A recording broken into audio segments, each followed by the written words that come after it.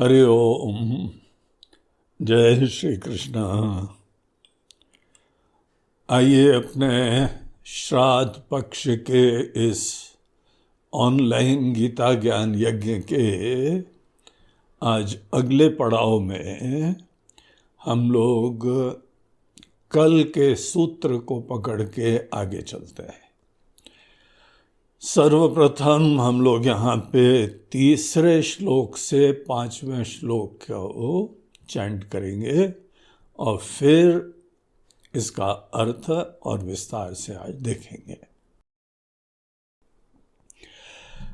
त्याज्यम दोषवदित्येके कर्म प्राहुर्मनीषिणः यज्ञदान तपः कर्म न त्याज्यम् इति चापरे निश्चयं शृणु मे तत्र त्यागे भरतसत्तम त्यागो हि पुरुषव्याघ्र त्रिविधः सम्प्रकीर्तितः यज्ञदान तपः कर्म न त्याज्यं कार्यमेव तत् यज्ञो दानं तपश्चैव पावनानि मनीषिणाम्। तो हम लोग अपने पिछले सत्रों में गीता के इस 18वें अध्याय का मूल विषय जो है उसके परिप्रेक्ष्य में चिंतन कर रहे थे कि यह विषय केवल एक टेक्निकल प्रश्न नहीं है जहाँ पे अर्जुन पूछता है कि भगवान संन्यास और त्याग का क्या तत्व है। मूल रूप से यही प्रश्न है अर्जुन का, लेकिन इस प्रश्न को अपने जीवन से जोड़ के देखने से ही गीता मैया का हमको आशीर्वाद प्राप्त होगा। इस अध्याय का हमको ब्यूटी पता लगेगी। तो हम लोग ने ये देखा था कि कई बार ये जीवन में ऐसी परिस्थितियां आती हैं जहां हमारा कोई भी निर्णय हमको उचित नहीं दिखाई पड़ रहा है। करें या न करें, बोलें या न बोलें, जाएं या न जाएं। तो ये अनेकों विकल्प, सामान्यतः ये दो विकल्प होते हैं। अर्जुन के केस में हम लड़ें या न लड़ें। तो ऐसे ये जो दो विकल्प होते हैं, जब जब जीवन में दोनों विकल्पों में प्रॉब्लम दिखाई पड़ रही, लड़ेंगे तो भी हमको दोष दिखाई पड़ रहा है, नहीं लड़ेंगे तो भी भयंकर नुकसान दिखाई पड़ रहा है। लड़ेंगे तो अपने परम आदरणीय प्रातस्मरणीय लोगों के ऊपर हाथ उठाना, ऐसा घोर पाप की संभावना दिखाई पड़ती है। और सपोज हम नहीं लड़ते हैं तो हमारे देश, हमारा समाज, और हम लोग क्षत्रिय हैं जिसका काम समाज की अच्छी दिशा देना, यहाँ धर्म की व्यवस्था करना, दोषों को दूर करना, ये हम लोगों का एक बेसिक कर्तव्य होता है। हम उसमें जो है झूठे हो जाएंगे, गलत हो जाएंगे। असली क्षत्रिय वही है जो कल्पना भी नहीं कर पाता रात को नींद नहीं आनी चाहिए। अगर हमारे देश, हमारे समाज, हमारे परिवार में कोई भयंकर कोई प्रॉब्लम हो रहा है, फिर आपको ये नहीं करना चाहिए चलो भगवान जो करेंगे कर लेंगे। हमारा वहां पे क्या कर्तव्य है, हम कुछ कर सकते हैं और वो हमको करना चाहिए। इस प्रकार से नहीं करने में भी प्रॉब्लम, करने में भी प्रॉब्लम। तो मनुष्य का मन क्या होता है, कई बार वो इन दोनों से अपना जो है निजात प्राप्त करने के लिए, छुटकारा प्राप्त करने के लिए वो आसान तरीका निकालता है। सोचता है कि चलो हम तो जो है ना वो आध्यात्मिक विकास के लिए, मोक्ष के लिए एकांतवास में जा रहे हैं, हमारा कोई इंटरेस्ट ही नहीं रहा है। हमारा कोई इंटरेस्ट नहीं रहा है, देयरफॉर शायद यही वैराग्य है। तो वो इसी संभावना में यहां सब चीजें छोड़ के जाना चाहता है। तो ऐसी मनोवृत्ति को वो व्यक्ति सोच रहा है कि हम देखो संन्यास को प्राप्त हो रहे हैं, हम विरक्त हो रहे हैं। तो यहां भगवान ने उसको मना करा, बोला नहीं अर्जुन, ये सोच सही नहीं है। देखो एक कॉमन सेंस की बात है, तुम एक महान लक्ष्य की प्राप्ति करने के लिए जा रहे हो जो कि दृष्ट भी नहीं है। न परमात्मा आंखों से इंद्रियों के विषय नहीं होते हैं, आत्मा भी नहीं होती विषय। जो आंखों से देख नहीं सकते, जो कानों से सुन नहीं सकते, जो मन से विषयीकृत नहीं कर सकते, ऐसी चीज को जानने के लिए तुमको प्रेरणा हो रही है कि you are interested in that, क्योंकि बाहर की चीजों में भी इंटरेस्ट नहीं है। तो ऐसे समय आदमी के मन में ये भ्रम हो जाता है कि शायद हम तैयार हो रहे हैं। ये बहुत ही एक डेलिकेट फेज होता है। बहुत लोगों के मन के अंदर ऐसा भ्रम होता है, और ये झूठा वैराग्य, ये सच्चा वैराग्य नहीं होता है। और आदमी जो है वह यहाँ से घर से निकल जाता है, रिश्ते नातों से दूर हो जाता है, जिम्मेदारी से दूर हो जाता है, नौकरी, व्यापार, सब चीज़ों से, सेवा से, सामाजिक कार्य से, क्योंकि सब में बड़े लफड़े हैं। कहीं बोलता है बड़ी राजनीति है, और कहीं बोलता है कि हमको अनुकूलता नहीं हो रही है, हमारी कोई सुनता नहीं है। कोई ना कोई ऐसा निमित्त बना के, बॉटम लाइन ये होती है कि कर्म में हमारे हिसाब से गाड़ी नहीं चल रही है, इसलिए हम छोड़ रहे हैं। शायद यही वैराग्य है, शायद यही सन्यास है। तो देखो, जो अदृष्ट है वहां जाने के लिए अभी रियलिटी क्या है? दृष्ट को निपट नहीं पा रहे हो। दृष्ट के अंदर ऑब्वियस, व्यवहारिक, इन चीजों में हम असमर्थ हो रहे हैं। अगर ये दृष्ट चीजों में हम असमर्थ हो रहे हैं तो कौन सी लॉजिक है? किस प्रकार से हम ये सेल्फ सर्टिफिकेशन देते हैं, अपनी पात्रता की दुहाई देते हैं, अपने अंदर वैराग्य संन्यास की विचार करते हैं? क्या उच्चाटन हो जाना संन्यास होता है? और वो भी असमर्थता की वजह से। ये संन्यास का अर्थ नहीं है। पूरी गीता हमको इसी विषय के ऊपर प्रकाश डालती हुई बोलती है कि यहां पे पहली चीज है, हमको एक अच्छा, बलवान, बुद्धिमान इंसान होके जीना चाहिए। कैसी भी चुनौतियां आती हैं, उन चुनौतियों में विश्वास रखो कि तुमको यहां पे निपटना है और तुम रास्ता ढूंढोगे। और वो भी किस अंदाज से ढूंढोगे, वो भी हम लोगों को गीता में भगवान ने अनेकों जगह बताया है। और यहां तो ये तो 18 अध्याय पूरी गीता का सार है, इसीलिए यहां पुनः ये चीज बताएंगे। तो केवल अपने स्वार्थ की पूर्ति के लिए आंधी दौड़नी चालू करनी है। बहुत ही संवेदना के साथ अपने स्वार्थ को भगवान के ऊपर छोड़ के। देखो दुनिया बनी है ना, हमको भी किसी ने बनाया है, और इतना कॉम्प्लेक्स सिस्टम है पूरी दुनिया का, एनवायरनमेंट का, पर्यावरण का, अपने शरीर का, हमारे मन का, हमारी बुद्धि का, हमारे हार्ट का, हमारी लिवर का, हमारे एलिमेंट्री कैनाल का, हमारी सांस का।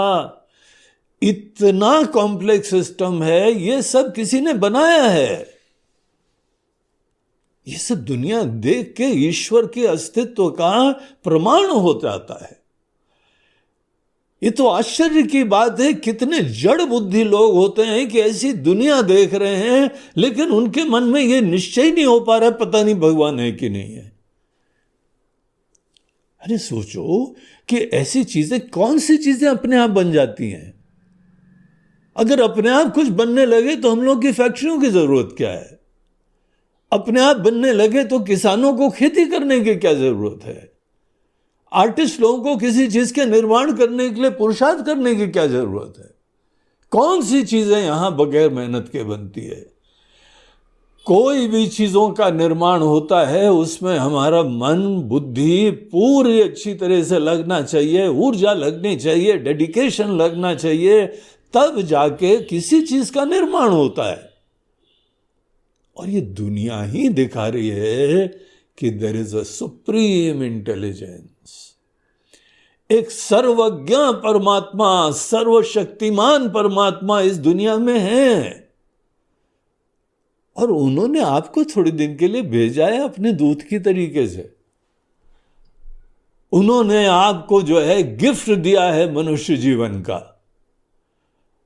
और जो जो परिस्थितियां हमको जीवन में प्राप्त होती हैं उन परिस्थितियों में एज दो हमारे ही नियंता ने, परमात्मा ने, हमारे स्वामी ने, उन्होंने हम पे ये विश्वास जताया है कि बेटा हमको पता है कि तुम इस परिस्थिति को निपट लोगे। इसीलिए तो तुमको एक तरह से सामर्थ्य दिया, एक तरह से जीवन दिया, एक तरह से संसाधन दिए और दूसरी तरह से परिस्थिति दी। परिस्थिति भी भगवान ने दी, शरीर भी भगवान ने दिया, मन भी भगवान ने दिया, प्रेरणा भी भगवान ने दी, सामर्थ्य भी भगवान ने दिया। ये दिखाता है कि भगवान हमसे कह रहे हैं कि हमको विश्वास है कि तुमको जीवन में जो चुनौतियां, परिस्थितियां, कर्तव्य, जिम्मेदारियां जो मिलती हैं, हमारी इच्छा है कि तुम उसकी पूर्ति करो। जब हम तुम्हारे ऊपर विश्वास दिखा रहे हैं तो तुम क्यों नहीं अपने ऊपर विश्वास दिखाते हो? वो ही भक्त होता है जो जीवन की प्राप्ति ईश्वर की बहुत बड़ी कृपा देखता है। अपना होना मात्र ही ईश्वर का अस्तित्व और ईश्वर की अपार कृपा का प्रमाण होता है। It's a valid proof. हमको कहां जाके निर्णय करना है, कौन से सत्संग में जाके ये प्रमाण प्राप्त करना है? ये तो ऑब्वियस है। इतनी कृपा बरस रही है, इतना कोई प्रेम कर रहा है, इतना कोई विश्वास जता रहा है हमारे ऊपर। इसीलिए अर्जुन, जब जब कोई बहुत विषम परिस्थिति आती है, विषम परिस्थितियों में यही एक नेचुरल ऑब्वियस दृष्टि और सोच होनी चाहिए कि यहां पे समाधान हमको मिल सकता है, हम लेंगे समाधान।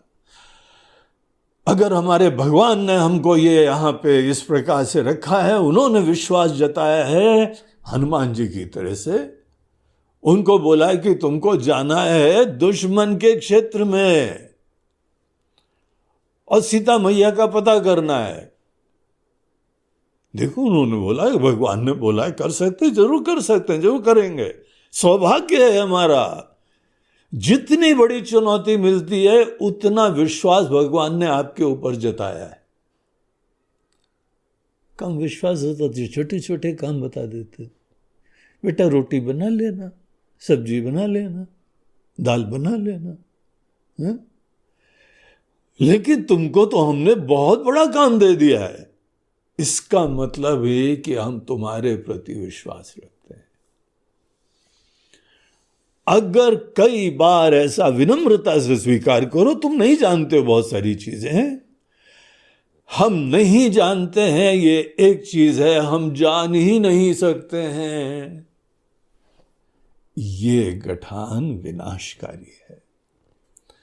जिस व्यक्ति के अंदर ये निर्णय हो जाता है कि इस परिस्थिति में हमको तो उत्तर मिलेगा ही नहीं मिलेगा, वो इंसान जीवन नहीं जी पाएगा। इस जीवन के भी अनेकों आशीर्वाद नहीं मिलेंगे और साथ ही साथ आत्मज्ञान, परमात्मा ज्ञान का तो आइडिया ड्रॉप ही कर दो।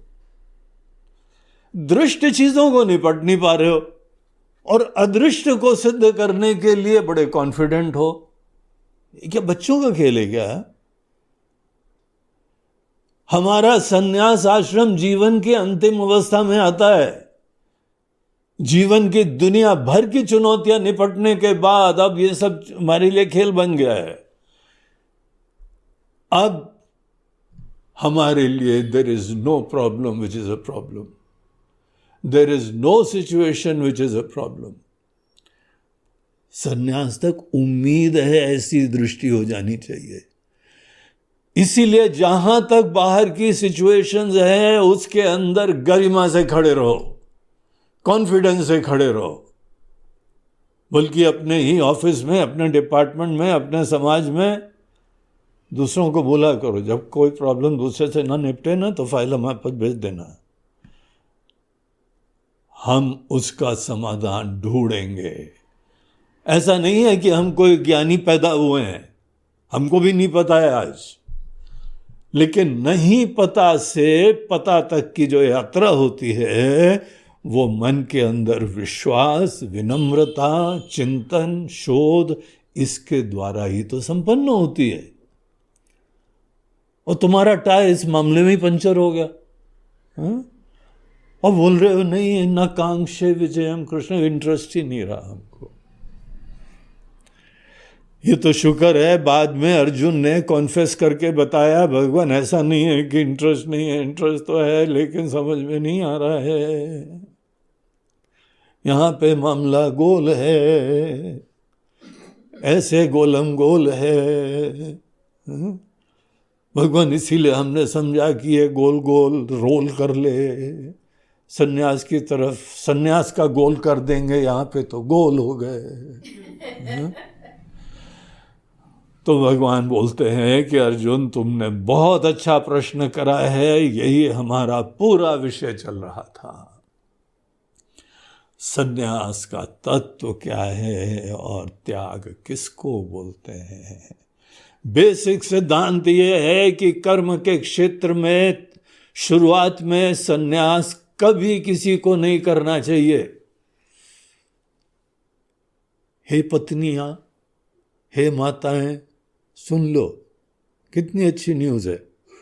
अगर आपके पति कोई सत्संग में जाते हो और गीता के सत्संग में, कहीं और जाते हो हमारा वो कोई गारंटी नहीं है, गीता के सत्संग में अगर कोई जा रहा होगा तो कभी भी, अब गीता के बारे में भी क्या बताएं, अनेकों ऐसे विचार हैं, उल्टे सीधे व्याख्याएं भी होती हैं, कितना स्पेसिफिक होना पड़ता है। शंकराचार्य जी के विचार वाली गीता, जो यहां पे वास्तविक इंटरप्रिटेशन कर रहे हैं वो गीता, उसमें कभी नहीं कहा जाएगा कि जहां तुम्हारे मन में थोड़ा सा उच्चाटन हो, आजा बेटा बाबा बन जा। और कुंभ मेले में तो लाइन लगा के वहां दुकानें खुलती हैं, आजा जमूरे चेला बनेगा, और फट से वो भी रेडी है, वो भी रेडी है, फट से चेला बना लेते हैं। जो कि गलत है, ऐसा होना नहीं चाहिए, लेकिन हो रहा है, दुनिया में सब कुछ होता है। अगर कोई वास्तविक गीता के दर्शन का आश्रय लेता है तो उसको यहां शिक्षा दी जाती है कि इसको सन्यास नहीं बोलते हैं। अपनी कमजोरी को वैराग्य का नाम कभी मत दो। कमजोरी हमारे अंदर निर्णय नहीं हो पा रहा है, मात्र यही सच्चाई है। तो निर्णय करो ना। अगर कोई प्रॉब्लम है तो कभी सोचो भी, कभी मेडिटेट करो, कभी ध्यान करो। जब जब कोई प्रॉब्लम आता है तो थोड़ी देर शांत होकर बैठो और सोचो मिलेगा मिलेगा मिलेगा, हम ढूंढेंगे ढूंढेंगे, और सोचते रहो, हर पहलू के ऊपर विचार करो, तुमको मिल जाएगा। हम बता रहे हैं, हम ऐसे ही करते हैं।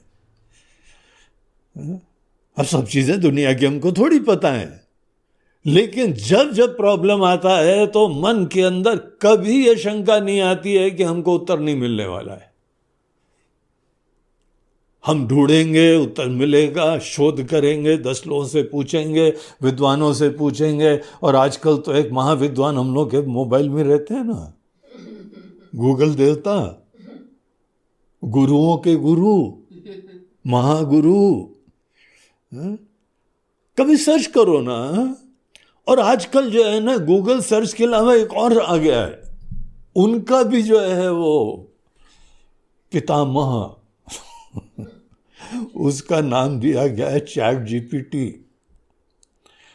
जीपीटी। और अब उसको गूगल ने भी लॉन्च करा है बार्ड नाम से, माइक्रोसॉफ्ट ने लॉन्च करा है बिंग सर्च के नाम से। इतने अच्छे अच्छे टूल हैं।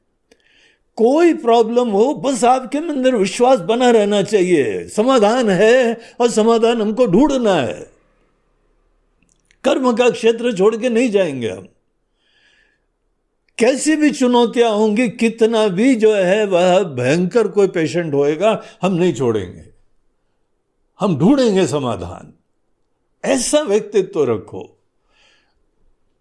और उत्तर ढूंढ के ही छोड़ो। और वो भी नहीं है कि हमको अच्छा लगा, ये हमारी पर्सनल लाइक्स डिसलाइक्स का विषय नहीं है। प्रामाणिक होना चाहिए, वैलिड होना चाहिए, अनेकों विद्वानों के द्वारा अनुमोदित होना चाहिए। तो ये जो प्रक्रिया है ना, इसका आश्रय लेके बस एक चीज यहां ध्यान रखनी है, तुमको कुछ त्याग जरूर करना है। इस पूरी प्रोसेस में भी कुछ त्याग होता है, और वो त्याग होता है हमारा व्यक्तिगत ईगो फुलफिलमेंट। मुल्ला की दौड़ मस्जिद तक, हमारा केवल सब घूम फिर के I like, I don't like, I like, हमारा नाम होगा, हमारा ऐश्वर्य होगा, हमको आराम मिलेगा। ग्रो अप मैन, थोड़ा सा बड़े हो। इतनी सोच जो रखता है कि हमारा परिवार, हमारी सिक्योरिटी, हमारा बुढ़ापा, हमारे आराम, हमारी इज्जत, वो इंसान बुद्धिमान नहीं है। उसके अंदर 50 लाइक्स डिसलाइक्स होंगे और एंडलेस होंगे। लाइक्स डिसलाइक्स तब प्रॉब्लम होती है जब वो ईगो फुलफिलमेंट के लिए होती है। लाइक डिसलाइक जब ईगो फुलफिलमेंट के लिए, व्यक्तिगत संतुष्टि, अहम की अपीजमेंट, हमको अच्छा लगा, हमको नहीं अच्छा लगा, इससे ऊपर उठ गए आप, तो लाइक डिसलाइक धर्म अधर्म हो जाती है, उचित अनुचित हो जाता है। अगर आपको केवल अच्छा लगता है लेकिन बाकी आपके स्वजनों को भी, बड़े बुजुर्गों को भी, आपके आचार्यों को भी, आपके भगवान को भी, आपके शास्त्रों को भी, आपके हितैषी लोग, उनको भी नहीं पसंद आ रहा है क्योंकि हम अंधे हो गए हैं अपने स्वार्थ में। बस ये चीज का त्याग करना। तो सन्यास मतलब क्या है? बोलते हैं एक स्टेज आती है लाइफ में, और जरूर आनी चाहिए। अगर यहां पे जीवन भर आदमी ने अपनी पूरी इनिंग्स खेली और उसका मन संन्यास्त नहीं हुआ, तो it is an indication of N unhealthy life. तुम्हारे अंदर सोच नकारात्मक थी, तुम छोटेपने से युक्त थे। सन्यास एक स्वाभाविक परिणति होती है, एक नेचुरल कल्मिनेशन होता है ऑफ इंटेलिजेंट लिविंग का। आप बहुत अच्छी तरीके से जब जिएंगे तो आपको अवश्य सन्यास की प्राप्ति होगी। क्या होता है सन्यास? जब आपके अंदर आपके हृदय की इच्छा, उत्कंठा की पूर्ति के लिए आपको दिखाई पड़ रहा है कि दुनिया रूपी बाजार, दुनिया के अनेकों पॉसिबिलिटीज, अनेकों भोग, अनेकों अचीवमेंट्स, अनेकों ऐश्वर्य, अनेकों सिद्धियां, भोग विलास, प्रॉस्पेरिटी, एक समय आपको ये सब चीजें आसार दिखाई पड़े। इसलिए नहीं क्योंकि आ रहा है महाराज जी, हमने जुगाड़ कर लिया है, बस पैसा आ रहा है, अब हमको उत्साह नहीं रहा। तुम्हारा उत्साह पता है, जहां पे आना बंद हो जाएगा सब उत्साह खत्म हो जाएगा, सब डिटैचमेंट तो वही आगे खत्म हो जाएगा। अब किसी एक व्यक्ति यहाँ आते हैं, उन्होंने अपने लाइफ को ऐसा ऑर्गेनाइज करा हुआ है कि उनके हर महीने उनके पास कुछ लाखों रुपए आ जाते हैं, लाखों रुपए आ जाते हैं इन्वेस्टमेंट के। और लाइफ ऐसी डल है, तामसी है, निरुत्साहित है, डिमोटिवेटेड है, न भजन कर पाते हैं, न ध्यान कर पाते हैं, ज्ञान नहीं प्राप्त कर पाते हैं। बोलते हैं मैं सुन लिया महाराज जी, ज्ञान जो प्राप्त करना था कर लिया। ऐसा मरियल हो गया इंसान। बहुत ज्यादा तुमने अपनी सिक्योरिटी कर ली तो डिमोटिवेटेड हो जाओगे। संन्यास तो छोड़ो, तुम्हारे मन के अंदर किसी चीज की रुचि नहीं होगी। संन्यास उसको बोलते हैं कि आपके हृदय में एक बहुत परम आनंद, शाश्वत आनंद, आत्मानंद, परमानंद, ऐसी चीज की प्राप्ति की बहुत उत्कंठा हो, लेकिन इच्छा की पूर्ति के लिए दुनिया असमर्थ है। पूरी दुनिया आपको वो चीज नहीं दे सकती, आपका बैंक बैलेंस नहीं दे सकता है, आपका परिवार नहीं दे सकता है, आपके रिश्ते नाते नहीं दे सकते हैं। Can you negate all these fellows? किनारे कर सकते हो? करना चाहिए। एक दिन फ्री होना चाहिए डिपेंडेंसी से। अर्जुन संन्यास उस स्टेट ऑफ माइंड को बोलते हैं। It's beautiful, it's awesome, it's unique. और हम लोग अपने वैदिक परंपरा में, सनातन धर्म के अंदर इस चीज को अनादिकाल से बोलते आ रहे हैं, चलते आ रहे हैं, लेकिन इसका अर्थ सब लोग नहीं जानते। अर्जुन नहीं जानता था, जो धर्मनिष्ठ था, धर्म का राज्य बनाने के लिए समर्पित था। ऐसे नेता लोग हैं, कितने सारे नेता समय आने पे सब मंदिर में चले जाते हैं, वहां माथा टेकेंगे, पूजा पाठ करेंगे, धर्म के प्रति श्रद्धा है, लेकिन सन्यास शब्द का अर्थ बहुत विरले अर्जुन जानते हैं। तुम भी कंफ्यूज इसीलिए हो गए हो। तो अर्जुन सन्यास उस स्टेट ऑफ माइंड को बोलते हैं जब तुम्हारे अंदर काम्यानाम कर्मणाम न्यासम, जो तुम्हारे अहम की संतुष्टि के लिए, तुम्हारे हृदय की तृप्ति के लिए, तुम्हारे पुरुषार्थों की सिद्धि के लिए बाहर की दुनिया अभी तक निमित्त थी, अब वो निगेट हो गया है वंस फॉर ऑल। और किसी के बोलने के वैसे नहीं, तुमने देखा दुनिया में, तुमने समृद्धि देखी है, तुमने भोग देखे हैं, तुमने अनेकों ऐश्वर्य देखे हैं, तुमने कंफर्ट देखे हैं। अब तुम्हारा मन इन चीजों से ग्रो ओवर कर गया है कि दिस इज नॉट इट। उस समय ऐसे लोग आत्मज्ञानी नहीं हो गए हैं। ये तो आत्मज्ञान की केवल एक भूमिका है। वो स्टेट ऑफ माइंड प्राप्त हो जाता है अर्जुन, उसको हम लोग ट्रेडिशनली वेदों में, उपनिषदों में, गीता में भगवान के श्रीमुख से उसको सन्यास बोलते हैं। और तब उसके बाद आत्मज्ञान की एक अलग यात्रा चालू होती है, वो भी इस अध्याय में बताई जाएगी। सन्यास्त होने के बाद क्या करना चाहिए वो भी यहां हमको भगवान बताते हैं। इसीलिए गीता को समस्त वेदार्थ का प्रतिपादक माना जाता है। वेदों के हर अर्थ को यहां रिवील करा गया है। तैयारी करनी, एटीट्यूड्स प्रॉपर होना, संन्यास क्या होता है, त्याग क्या होता है, आत्मज्ञान कैसे प्राप्त करते हैं, सब चीजें गीता में बताई हुई। तो अर्जुन, ये तुम्हारा जो मन था वो संन्यास बिल्कुल नहीं है, वो केवल पलायन है, केवल कमजोरी का इजहार था।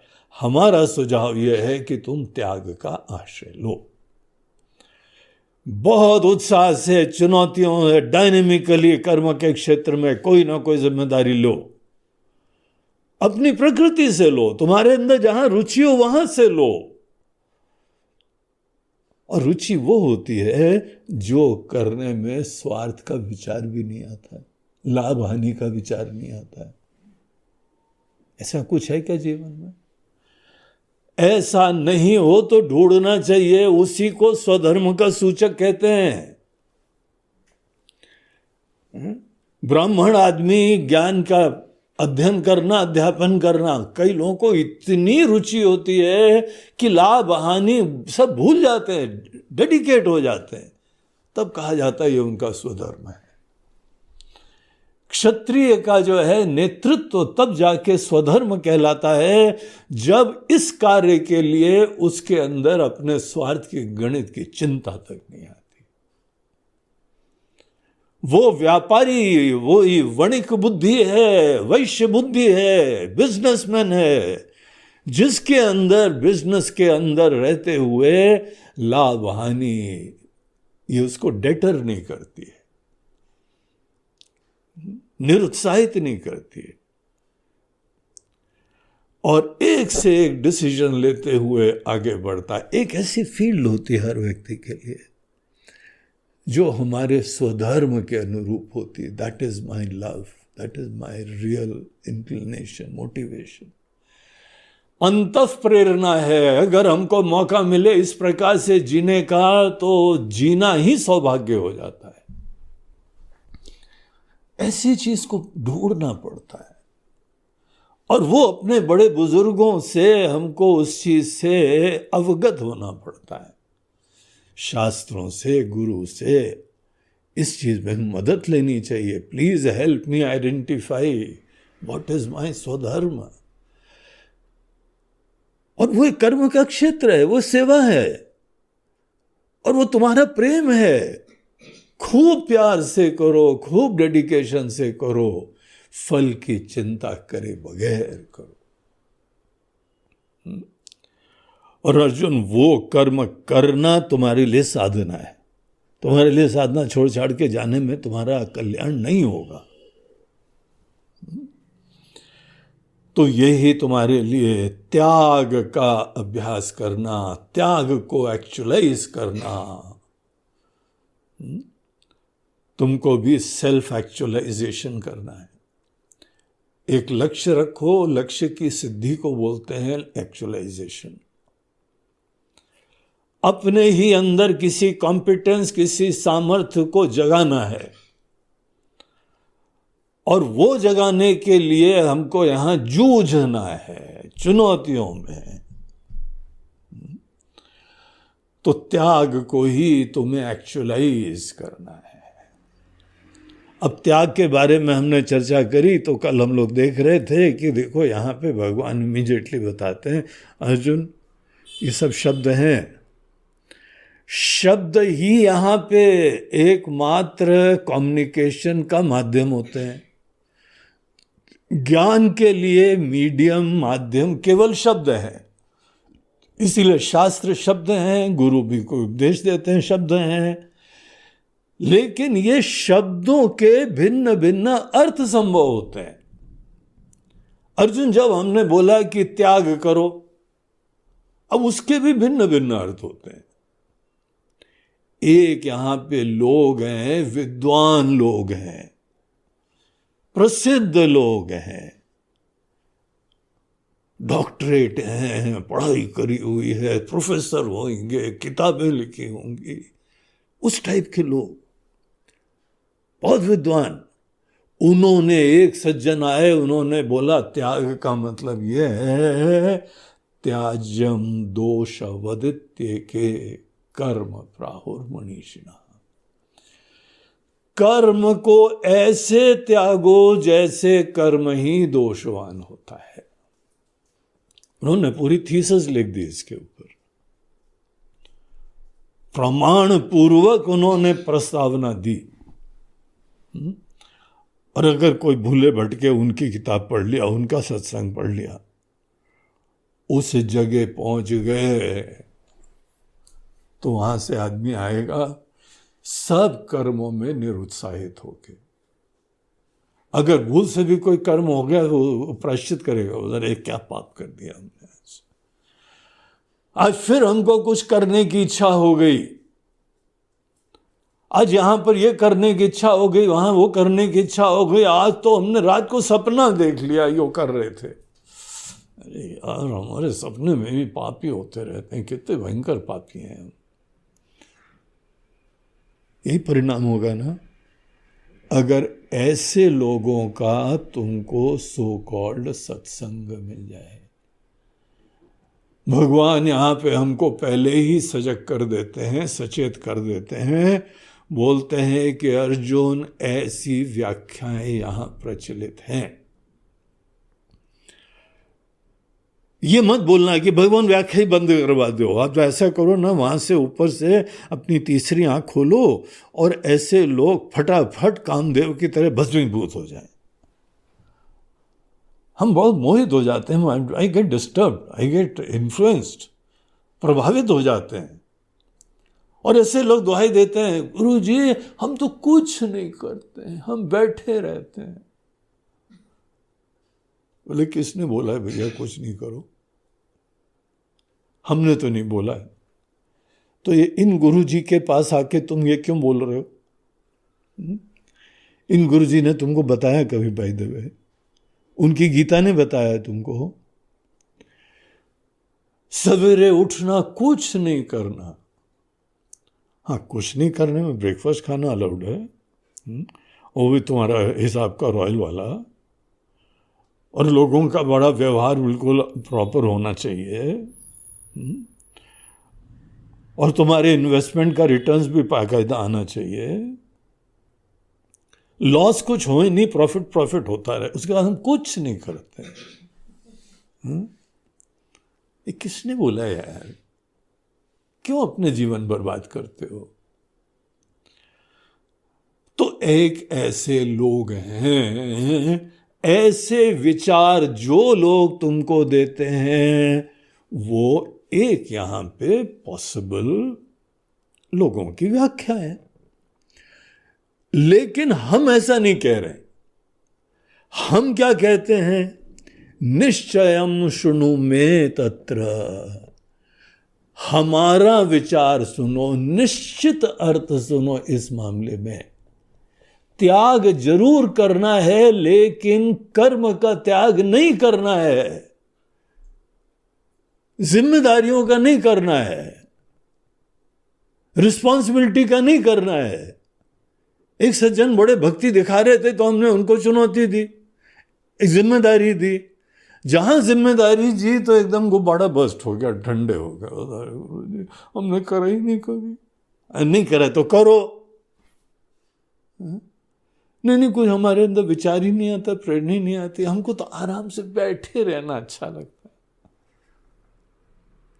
मजेदार बात तो ये, इसी को लोग सन्यास बोलते हैं। भगवान बोलते हैं कि नहीं अर्जुन, ऐसी सोच तुम्हारे लिए हानिकारक हुई।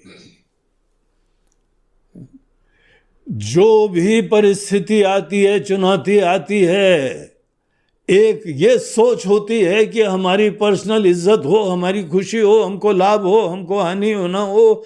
ये सब मोटिवेशंस रहते हैं, तब हम प्रवृत्त होते हैं। हमारे दृष्टिकोण में जो त्याग होता है अर्जुन, एक सूक्ष्म धरातल पे होता है, अपेक्षाओं से होता है। क्यों पर्सनल अपेक्षा को ले आते हो? तुम्हारा व्यक्तिगत लाभ, तुम्हारी कन्वीनियंस, तुम्हारी इज्जत, तुम्हारा महत्व, तुमको प्रेम, तुमको आत्मीयता, तुमको भोग, तुमको विलास, घूम फिर के जो है तुम्हारी पूरी गणित यहीं पे घूम रही है। अर्जुन, वो छोड़ना है। तो इस प्रकार से त्याग शब्द कर्म के क्षेत्र में रहते हुए, जो जिम्मेदारियां हैं उसका निर्वहन करते हुए, और अनेकानेक चुनौतियों हैं, कॉन्फिडेंटली उसका समाधान ढूंढने का लिए ही स्टेट ऑफ माइंड रखते हुए, और फिर सोच रखो सबके हित से प्रेरित हो। जैसे अपने आप प्रधानमंत्री भी हैं, वो यही चीज का सबको परिचय देते हैं। देश का हित होना है, अपना हित की कोई चिंता नहीं है। हमारा कोई घर भी नहीं है, हमारी परिवार भी नहीं है, हमारे पास गाड़ी भी नहीं है, हमारे पास बैंक बैलेंस तक का नहीं है। जो भी उनकी तनख्वाह आती है वो बस अपने टेन्योर के बाद में आते हैं, एक बार सबको धन दे देते हैं। ये कोई हवाई नहीं है, यहां लोग जी रहे हैं इसे। और पूरी दुनिया में इज्जत ऐसे लोगों की होती है जो स्वार्थ के लिए सतत जीते रहते हैं, उनकी कौन इज्जत करता है? घर वाले तक नहीं करते हैं। ये सोचो, ये देखो, इसमें त्याग हो रहा है कुछ। तो अर्जुन, ये हमारी त्याग की परिभाषा है। तुम्हारा कल्याण अर्जुन त्याग से होगा। उस एस्केपिस्ट वीकलिंग के नोशन से प्रेरित होके झूठे सन्यास से तुम्हारा कल्याण नहीं होगा, अगर हमसे पूछो तो ये चीज यहां बहुत स्पष्टता से बताई। और ये यहां आगे बोलते हैं कि अर्जुन, जो लोग बोलते हैं ना कर्म को ही दोष की तरीके से, दोषवत इति कर्म त्याज्यम, जैसे कोई दोष को आप छोड़ते हैं ना, कोई गलती हो, कोई दोष हो, कोई जहर हो, जहर को आप छोड़ते हो ना, अरे दूर करो दूर करो, बच्चों का हाथ भी न लगे, ऊपर बड़ा सा लेबल लगाओ और हड्डी का ढांचा बनाओ, ये करो वो करो, दूर रखो। दोषवान खतरनाक चीज है, आप कैसे किनारे कर देते हो? तो कुछ लोग कर्म को ही बोलते हैं ऐसे छोड़ दो। भगवान बोलते हैं ये लोग बहुत नासमझ लोग हैं। तुम खुद जरा देखो, कुछ कर्म तुम्हारे लिए बहुत कल्याणकारी होते हैं, कुछ कर्म बड़े विनाशकारी होते हैं। कुछ कर्म में तुमको सुख मिलता है, कुछ कर्म में अहम की संतुष्टि होती है, कुछ कर्मों में दूसरे को खुशी देते हो, और कुछ कर्म में मन की शुद्धि होती है। तुमने सोचा है कभी कितनी वैरायटी ऑफ कर्म होते हैं? तो अर्जुन, तुम्हारा विवेक ये होना चाहिए कि ऐसे कुछ कर्म को आइडेंटिफाई करो और उन कर्मों में अपना पूरा दिलो जान लगाओ, वो तुम्हारे कर्तव्य हो जाएं। ऐसे अनेकानेक कर्म होते हैं, और उन कर्मों के पैकेज को यहां भगवान बताते हुए कहते हैं, वो अर्जुन विशेष रूप से 3 चीजें हैं तो हमारे दृष्टि से बहुत इंपॉर्टेंट हैं, और वेदों में भी, शास्त्रों में, पुराणों में, हर जगह आप देखो इन 3 चीजों की दुहाई दी जाती है, प्रेरणा दी जाती है। और जो लोग इनको मिस आउट कर देते हैं, वो ये काम करते नहीं है ठीक से, और करते भी हैं तो राइट एटीट्यूड से नहीं करते हैं, वो लोग बहुत बड़ा नुकसान होता है उनका। तो ये अर्जुन 3 कर्म, यज्ञ, दान, तप। अब ये देखिए, पुनः हमने वर्ड यूज करे हैं।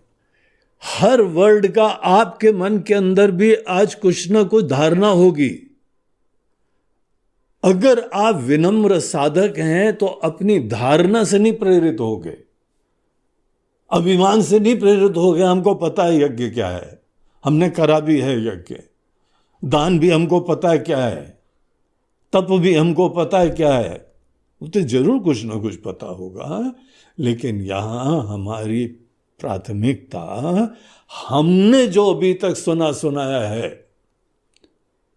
उसके बजाय ये समझने की है कि भगवान क्या बताते हैं, हमारे ऋषि मुनि लोग क्या बताते हैं, हमारी भगवत गीता क्या बताती है कि किसको यज्ञ बोलते हैं। हम बहुत बड़ी बात कहना चाहते हैं, बहुत विरले हैं जिनको पता है कि यज्ञ भाव क्या होता है। आपने सैकड़ों यज्ञ भी कर लिए होंगे, लेकिन अपने दिल से पूछो, यज्ञ भाव का आपको असली पता है अर्थ क्या है? संभावना है कि नहीं पता होगा, क्योंकि बड़ा सूक्ष्म, बड़ा इंटरेस्टिंग, बड़ा डिफरेंट अर्थ है। देखिए, हम भी एक श्रद्धालु परिवार के अंतर्गत थे, घर में पूजा पाठ ये सब हमारे वहाँ भी चलती रहती थी। हमारी माता जी तो इतनी भगवत प्रेमी थी, श्रद्धालु, उन्हीं के भरोसे गाड़ी चलती थी। कोई इशू आता था तो वो ये भी पूजा, ये अनुष्ठान, वो अनुष्ठान, सब भगवान के भरोसे से ही गाड़ी चलाती थी। उनको जो भी आके बहुत ही इफेक्टिवली बताता था वो पूजा बिल्कुल डिसिप्लिन से, रिलीजियसली करती थी। हमको याद है, हम लोग छोटे छोटे थे तो किसी पंडित जी ने बोल दिया था, माता जी आपको गुरुवार के दिन पूजा करनी है, बृहस्पति का व्रत रखना है, और वो भी केले के पेड़ के नीचे बैठ के उसकी जड़ का। सब हम लोग बैठा जाते थे लाइन से। वो केले का पेड़ लगाया गया था, वो केले के पेड़ में बाकायदा रेगुलर जो है पानी, खाद, वो सब देते रहते थे। वो केले का पेड़ कम नहीं हो, क्योंकि हमारी गुरुवार की बृहस्पति की पूजा होनी है। बहुत श्रद्धा से हमने देखा है पूजा किसको बोलते हैं, हवन किसको बोलते हैं। लेकिन ये प्रश्न सदैव रहा, एग्जैक्टली होता क्या है। एक आर्य समाज के सज्जन हमको बता रहे थे कि महाराज जी हवन होता है ना जिससे पर्यावरण शुद्ध होता है। बोला बोलो सियावर रामचंद्र की जय। हम तो बोलते हैं आजकल किसी एजुकेटेड बच्चों को ये अर्थ मत बताना, तुम्हारा उपहास करेगा। धुआं कर दोगे हवा में तो एक विशिष्ट धुआं पर्यावरण को शुद्ध करेगा। सब बोलेंगे कि पंडित जी आप कुछ भी धुआं न करो तो ज्यादा शुद्ध होगा। ये हवन होता है क्या? इसको यज्ञ बोलते हैं क्या? बहुत विरले हैं जिनको पता है यज्ञ क्या है, दान क्या है, तप क्या है। तो हमको समझना है विनम्रता से भगवान क्या बोलते हैं। तो ये चीज अर्जुन इनको समझना, और हमारा तुम्हारे लिए सुझाव ये है कि तुमको यज्ञ दान तप का कभी त्याग नहीं करना चाहिए। जब तक तुम एक व्यक्ति हो, जब तक एक जीव हो, तब तक तुम इसको स्वाभाविक रूप से करते रहना, न त्याज्यम। तो देखिए ये यहां पे 5वें श्लोक में भगवान का वचन है, यज्ञ दान तपः कर्म न त्याज्यम कार्यमेव तत्। ये कार्य की श्रेणी में आता है। कार्य पता किसको बोलते हैं? जो कर्तव्य होता है, अवश्य करणीय को बोलते हैं कार्य, कर्तव्य।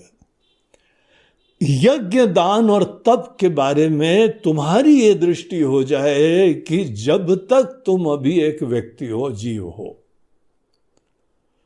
किसी न किसी रूप में यज्ञ दान तप का सदैव सहज स्वाभाविक रूप से और निष्काम भाव से, एफर्टलेसली, कोई स्वार्थ का नहीं मन में लाना। हमको फायदा क्या होगा, नुकसान क्या होगा, बगैर इसको मन में लाए हुए एक ऐसा नियत कर्म बना दो इस चीज को। इस भावना से जीवन में यज्ञ दान तप का समावेश करो, और इससे तुम्हारे पर्सनालिटी में जितनी पॉजिटिव क्वालिटीज हैं अपने आप आएंगी। सब छोटापना दूर हो जाएगा, बड़प्पन होगा, मन की शुद्धि होगी, उदारता होगी। और 3 अध्याय में तो भगवान बोलते हैं कि जब ब्रह्मा जी ने हम लोग को बनाया ना, पुरोवाच प्रजापति अनेन प्रसविश्वध्वम एष वो स्तुष्ट काम दुख। जब ब्रह्मा जी ने हम लोग को बनाया, दुनिया में भेजने के समय सबको एक पार्टिंग गिफ्ट दी, एक ऐसा पैकेज दिया था, और ये बोला ये एक ऐसी चीज हम तुमको दे रहे हैं, तुमको कामधेनु दे रहे हैं। गीता में भगवान बता रहे हैं, ये हमारा वचन नहीं है, जगदीश्वर दुनिया के स्वामी वो बता रहे हैं। ब्रह्मा जी ने हर जीव को यहां दुनिया में आने के समय एक ये सामर्थ्य, ये पोटेंशियल दिया है, और वो यज्ञ का भाव है, यज्ञ का कर्म है। और यज्ञ के कर्म को वहां भगवान बोलते हैं ये कामधेनु है अर्जुन।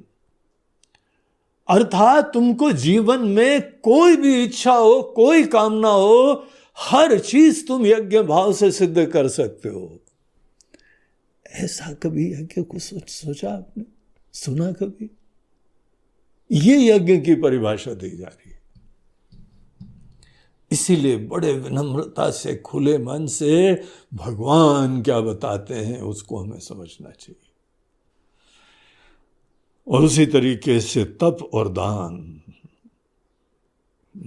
इन सब चीजों के बारे में भगवान का यही यहाँ पे स्टेटमेंट है, पावनानिया, तुम पावन हो जाओगे। यज्ञ दान तप से जितने पाप थे, जितने विकार थे, नहा लोगे तुम। नहाना केवल गंगा जी में जाके, नर्मदा जी में जाके डुबकी मारने से शुद्ध नहीं होते हैं। वहां पर भी कुछ एटीट्यूड होती है। उन एटीट्यूड्स में एक विशेष एटीट्यूड होती है जिसको यज्ञ बोलते हैं, जिसको तप बोलते हैं। तो हम लोग देखेंगे, हम लोग विचारेंगे। तो ये बात यहाँ पर 18वें अध्याय में इस तरह की भूमिका बनी। अब देखिए आगे भगवान क्या बोलते हैं। 6ठे श्लोक से आगे हम लोग चैंट करते हैं। एतान्यपि तु कर्माणि संगम त्यक्त्वा फलानि च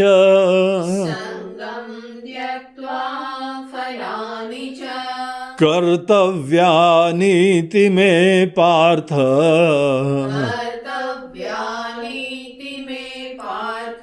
निश्चितं मतमुत्तमम् नियतस्य तु सन्न्यासः कर्मणो नोपपद्यते मोहात् तस्य परित्यागः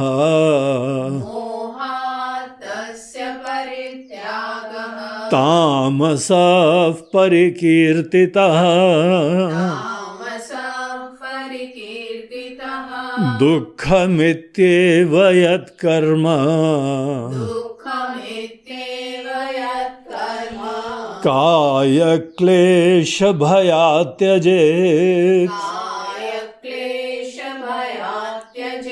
सकृत्वा राजसं त्यागम् नैव त्यागफलं लभेत् कार्यमित्येव यत्कर्म नियतं क्रियते अर्जुन संगं त्यक्त्वा फलं चैव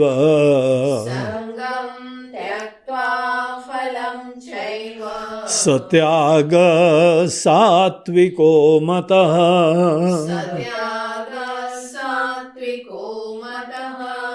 यज्ञ दान तब क्या होंगे, ये हम लोग धीमे धीमे एक एक करके देखेंगे।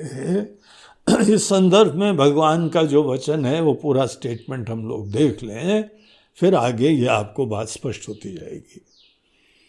तो भगवान ने ये यज्ञ दान तप, ये 3 ऐसे विशेष रूप से कर्म बताए जो कि आदमी को न त्याज्यम की श्रेणी में आते हैं, कभी नहीं छोड़ना। आपको पता है, एक तीर्थ यात्रा ऐसा कर्म होता है, एक ऐसा अनुष्ठान होता है जिसमें यज्ञ दान तप तीनों का इनकॉर्पोरेशन करा जाता है, तभी जाके वो तीर्थ बनता है। तीर्थ में ये इंपॉर्टेंट नहीं है कि आप किसी तरीके से हवाई जहाज से फुर्र से गए, बहुत अच्छी रोडें बन गई हैं और पूरे उत्तराखंड के अंदर जो है 4 धाम का व्यवस्था हो गई है और वैष्णो देवी की भी हो गई है और अमरनाथ की भी हो गई है और अब तो बहुत इजी है। अब तो केदारनाथ जाना हो तो यहाँ से जो है हेलीकॉप्टर की बुकिंग होती है, फुर से उड़ के जाते हैं और भगवान से हाई करते हैं और फिर बाई करते हैं और आ जाते हैं। आप सोचते हैं आप तीर्थ करके आ रहे हो। ये जो है ना टूरिस्ट लोगों के लिए का काम है, ये तीर्थ नहीं हुआ। इसमें यज्ञ दान तप तीनों नहीं हुए। पहले सोचो, जहां पे रोडें वोडें भी नहीं थी, जितने मंदिर हैं वो पहाड़ के ऊपर ही बनाए जाते हैं, वो जंगल के अंदर ही बनाए जाते हैं। हमारे दादाजी एक बार जा रहे थे चार धाम की यात्रा, हिमालय वाले चार धाम। चार धाम एक तो है हिमालय वाले, यमुनोत्री, गंगोत्री, केदार, बद्री, ये पहाड़ों के चार धाम है। और बाकी भगवान विष्णु की पूजा के लिए देश में चार धाम होते हैं, बद्री, द्वारका, पुरी और रामेश्वरम। वो भगवान विष्णु के चार धाम होते हैं। और भगवान शंकर के 12 ज्योतिर्लिंग होते हैं। तो वो सब लोग के अपनी श्रद्धा के अनुसार कोई ना कोई तीर्थ स्थान होते हैं। लेकिन तीर्थ स्थानों में जाने में हमको याद है, घर में रोना धोना होने लगा। उन्होंने बोला कि हम जा रहे हैं चार धाम हिमालय में यात्रा करने। पहले के समय जाते थे, लोगों का आना गारंटीड ही नहीं था, रोडें नहीं थी, व्यवस्था नहीं थी। जहाँ रोडें भी नहीं हो, व्यवस्था भी नहीं हो, होटल भी नहीं हो, खाना का भी नहीं पता हो, वहाँ जाना कितना प्रगाढ़ भगवान के प्रति भक्ति और श्रद्धा होती होगी। सरल होके, तपस्वी होके, अपनी रिक्वायरमेंट कम से कम करके, कितनी भी मुसीबत की जगह में भी रात को बिताने का सामर्थ्य, सर्दी गर्मी से निपटने का सामर्थ्य, ठंडे ठंडे पानी से बर्फ की शिलाएं पड़ी हैं, उसमें जाके स्नान करना, कैसा तपस्वी होना पड़ेगा। और वहां जाके भगवान की भक्ति से प्रेरित होके उनका दर्शन करना है। दर्शन मात्र ही प्रयोजन है, बाकी तो जीवन का अंतिम समय आ गया, हमको कुछ नहीं चाहिए। तो भक्ति से प्रेरणा थी और जाके वो कार्य कर लिया। फिर वहां जाके जितने कोई भी साधु संत हैं, मंदिर है, गरीब हैं, गरीब वहां पे ज्यादा नहीं रहते हैं, साधु संत लोग, तपस्वी, सबकी सेवा करके आ रहे हैं। उसमें यज्ञ दान तप तीनों आ जाता है। जिसमें यज्ञ दान तप तीनों आता है, तब जाके वो साधना बनती है, तब पावनानी, तब पावन करने वाली साधना होती है। अगर आपने यज्ञ दान तप तीनों को डाइल्यूट कर दिया तो आपकी उसी प्रोपोर्शन में साधना कम हो गई। आज तीर्थ स्थान जो है ना, नेता लोग भी स्पष्ट बोलते हैं, फुटफॉल्स ज्यादा हो रहे हैं, टूरिस्ट ज्यादा आ रहे हैं। टूरिस्ट आ रहे हैं तो जगह जो है ना, उनकी हुंडी, यहाँ पे जो दान जो होता है उसमें बढ़ता जाता है पैसा। दुकानें अच्छी चलती हैं, होटल अच्छे चलते हैं, गाड़ियाँ, ट्रेन, वो व्यवस्था अच्छी हो जाती है। इसको प्रायोरिटी बना के जो होता है वो टूरिज्म अच्छा है, हमारा कल्चर का प्रतिपादन अच्छा है, लेकिन ये हमारी साधना के लिए नहीं होता है। हमको यज्ञ दान तप भले तीर्थ में करो या घर में भी करो, कहीं पर करो, यज्ञ दान तप का अर्थ जान के उसमें बहुत ही अच्छी तरीके से अनुष्ठान करना चाहिए।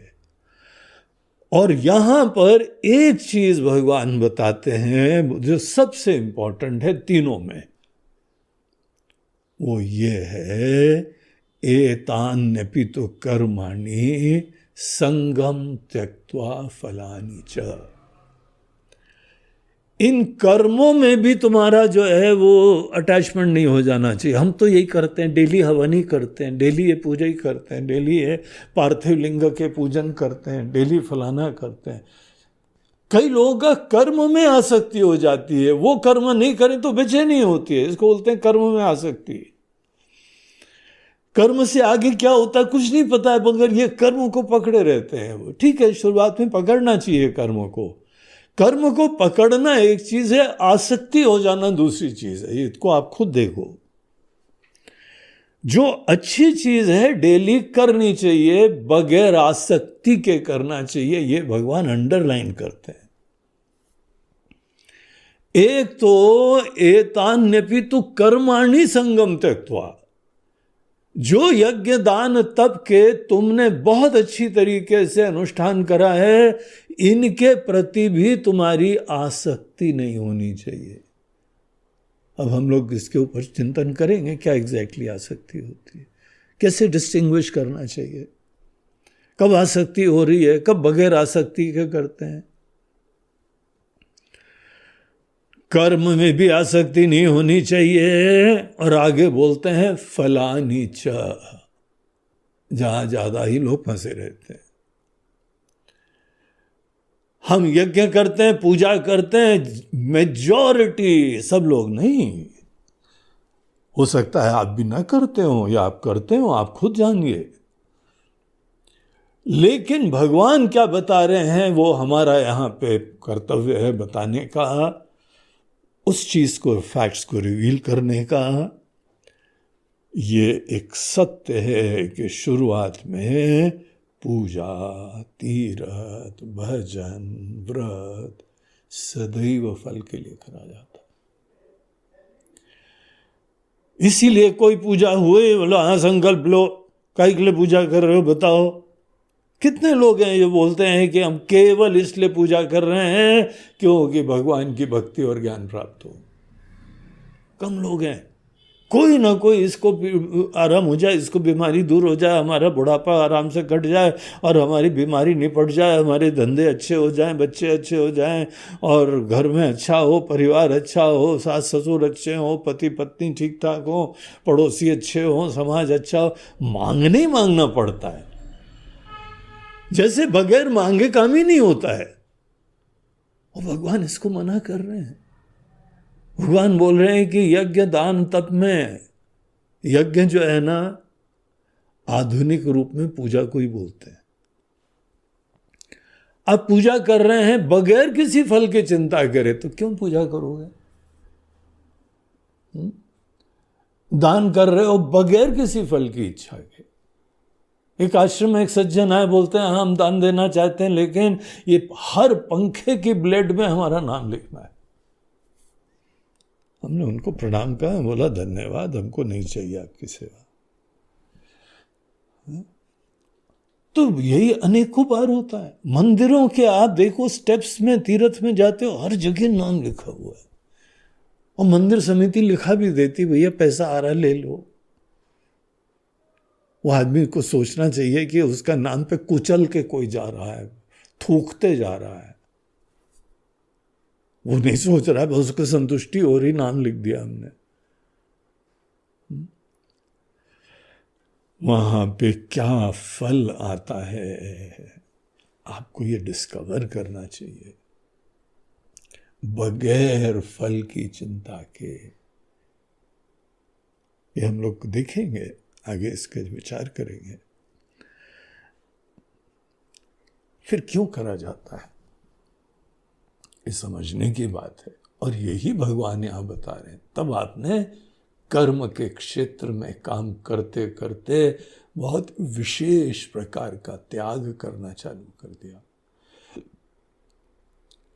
आपकी आध्यात्मिक साधना होने लगी, जो घर छोड़ छाड़ के भी नहीं होती वो यहीं होने लगी। मन पवित्र होने लगा, पावन होने लगा, निर्मल होने लगा। अगर ये बात समझ गए तो ये बहुत ही अच्छा एक इंपॉर्टेंट स्टेटमेंट है, अंडरलाइन करके रखना चाहिए। एतान्यपि तु कर्माणि संगम त्यक्त्वा फलानि च। केवल अर्जुन इस भावना से कि ये करने योग्य है, कर्तव्यानि इति में पार्थ, इतनी अच्छी चीज है कि करना चाहिए। अब आप डेली खाना खाते हैं ना, डेली खाओ, कर्तव्य भाव से खाओ। हर बार जो है ना उसका लाभ हानि मत सोचो। ये शरीर का भोजन है, शरीर का लिए हमको पेट्रोल डालना है, ये गाड़ी चलाने के लिए इसमें ईंधन डालना है। क्या सोचो आप, विचार कर लो। लेकिन यज्ञ दान तप में कर्तव्यानि इति में, ये कर्तव्य है, ये करने योग्य है और हम जरूर करेंगे, बगैर कर्म से आसक्ति, बगैर फल से आसक्ति। तो ये बात यहां भगवान बोलते हैं, हमारा ये उत्तम मत है, निश्चितम मतम उत्तमम, उत्तम मत है, हमारा मत है, हमारी इच्छा है, तो हमारे प्रति समर्पित होना हम ये चाहते हैं, कर रहो कोई। अगर हमारे प्रति श्रद्धा है तो ये करो, अगर भगवान के प्रति श्रद्धा है तो ये करो, अगर गीता मैया के प्रति श्रद्धा है तो ऐसे काम करो। कुछ भी काम करते हुए मन को झूठी संतुष्टि मत दो, ऐसे काम करो। निश्चितम मतम उत्तमम। अर्जुन, ये चीजें जो हैं वो हमारे लिए एक कर्तव्य की श्रेणी में जो आ जाता है उसको नियत कर्म बोलते हैं। वो अवश्य करनीय है, एंजॉइंड कर्म है, विधान हो गया है, वो नियत हो गया है, निश्चित हो गया है। जो चीज तुम्हारे लिए निश्चित हो गई है, कर्तव्य की श्रेणी में आ गई है, इसको करना ही चाहिए, इसको छोड़ना नहीं चाहिए। अर्जुन, नियतस्य तु संन्यासः कर्मणो नोपपद्यते। नियत कर्म का कभी भी त्याग नहीं करना, इनको बहुत उत्साह से करना, डेडिकेशन से करना, और बगैर कर्म और फल के चिंता के करना। देखिए, फल की चिंता नॉर्मली कोई भी इंसान प्रारंभ में करता है, उसके बाद कोई लोग होते हैं कर्म के प्रति आसक्ति से प्रेरित होते हैं। जब फल की भी आसक्ति ना हो, कर्म की भी आसक्ति ना हो, तो कोई ना कोई जीवन में लक्ष्य प्रधान होना चाहिए, कोई और चीज इंपॉर्टेंट होनी चाहिए, तभी ये हो पाता है। पता क्या है वो?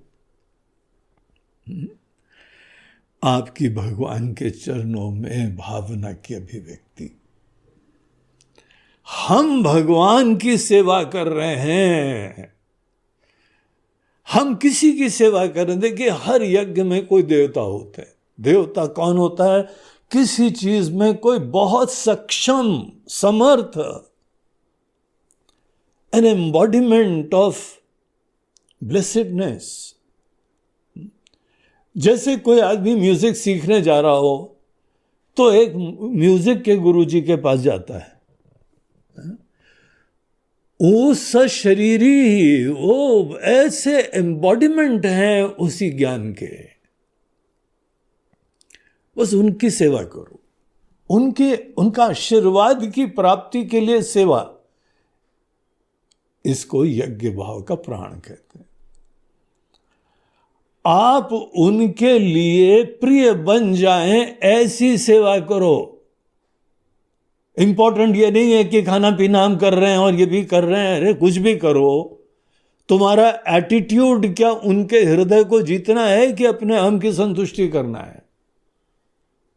तुम अपना जुगाड़ कर रहे हो। तुम्हारी ये सेवाएं, तुम्हारे अनेकों, जैसे वो बीमा के अंदर प्रीमियम दिए जाते हैं ना, आपकी सेवा केवल प्रीमियम है आपके स्वार्थ की पूर्ति के लिए, तो हम भी स्वार्थ के लिए काम कर रहे हो। और आसक्ति, अटैचमेंट सदैव अहम की संतुष्टि से प्रेरित होता है। जब आपके लिए अहम की संतुष्टि नहीं, आपके अपने गुरु जी की संतुष्टि इंपॉर्टेंट हो जाए।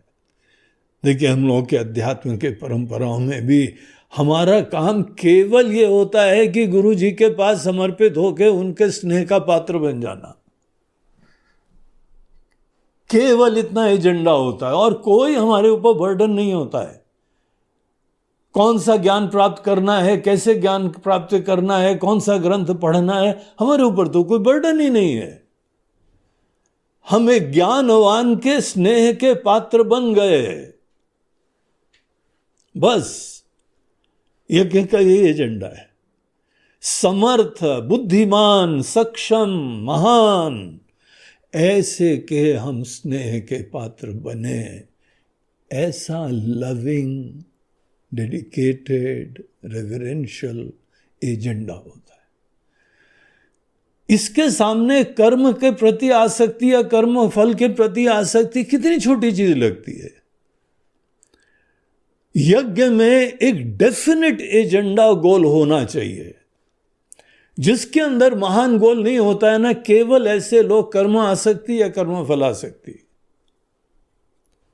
और जहां कर्मासक्ति या कर्म फलासक्ति में कोई अटका, सोच लो उसके मन के अंदर जो है ना शुद्धि भी गई, वो अपने कर्मों से अपने गुरु लोग, भगवान, देवता, किसी का आशीर्वाद का पात्र ही नहीं बनता है। तो ये बहुत सुंदर एजेंडा होता है। यज्ञ में आप किसी के स्नेह के पात्र बनते हैं, पूजा में आप किसी के आशीर्वाद के पात्र बनते हैं, बस। वो आशीर्वाद कैसे देगा, कितना देगा, कब देगा, बोलते हैं ये सब उनकी, हमारा वो चिंता ही नहीं है। हमारे लिए हमारे देवता, हमारे गुरु, वो बस प्रसन्न हो जाए। इतना सिंपल एजेंडा रखते हुए तुमको समर्थ की सेवा करनी चाहिए, उनकी प्रसन्नता के लिए करनी चाहिए। और ये बहुत क्रिटिकल एजेंडा है, बहुत इंपॉर्टेंट एजेंडा है। अपने छोटे छोटे लक्ष्य, केवल बिजनेस अच्छा हो जाए, धंधा अच्छा होता है, परिवार अच्छा हो जाए और ये भी अच्छा हो जाए, ये सोच के आदमी करता है ना, कितना मिस आउट कर रहा है। तो अर्जुन, वहां वही व्यक्ति कर्मासक्ति या कर्म फलासक्ति, जहां सब मेजॉरिटी अटके होते हैं, अतः कौन लोग फ्री हो पाते हैं? जो इन दोनों से परे असली लक्ष्य को जानते हैं। अब हमारे आगे आश्रम में मंदिर है, भगवान गंगेश्वर महादेव। हम लोग उनकी पूजा यहां पे नियमित रूप से करते हैं, हमको कुछ नहीं चाहिए उनसे, केवल वो हमारे प्रति प्रसन्न रहें, वो आशीर्वाद अपने हिसाब से जो देना हो देंगे। इस भावना से पूजा करते हो, इस भावना से यज्ञ करते हो, इस भावना से इस नियत कर्म को करते हो। अगर ये भावना समझ रहे हो ना, तो कर्म की आसक्ति, कर्म फला की आसक्ति तुमको कभी नहीं आएगी। सोचो, एक एजेंडा होना चाहिए। महान लक्ष्य जब इससे भी इंपॉर्टेंट होता है ना, तब ये छोटी छोटी चीजें गौण हो जाती, उपेक्षणीय हो जाती। तो अर्जुन, ये चीज जो है, नियतस्य तु संन्यासः कर्मणि नोपपद्यते, ऐसी चीजों का जहां पे तुम किसी के स्नेह के और आशीर्वाद के, आत्मीयता के पात्र बन जाओ, ऐसा सेवा का कर्म, यज्ञ का कर्म, वो छोड़ के तुम एकांत में जा रहे हो, अपने सब ऊपर सब टेंशन और बोझा लियो, हम कर लेंगे, हमने ये कर लिया, हमने वो पढ़ाई कर ली, वो भी कर लिए, ये भी पढ़ाई हम कर लेंगे। करो जाके बेटा, थोड़ी देर में रियलाइजेशन हो जाएगा तुमको। और यही भजन गाओगे, बड़ी कठिन है डगर पनघट की। वो पनघट की डगर हमारे अपने स्वार्थ और अहंकार से नहीं हुआ करती है, गुरु और भगवान के आशीर्वाद से होती। इसलिए ऐसे कर्म कभी मत छोड़ना, ऐसे कर्म ही सतत करना। अब यहां भगवान बोलते हैं, अर्जुन ये देखो, त्याग जो है ना, 3 टाइप का हो सकता है। और इस अध्याय में हमको ये 3 टाइप के हर लेवल पे बताया जाता है। त्याग जब बताया, ये त्याग भी 3 टाइप का होता है, तामसी, राजसी, सात्विक।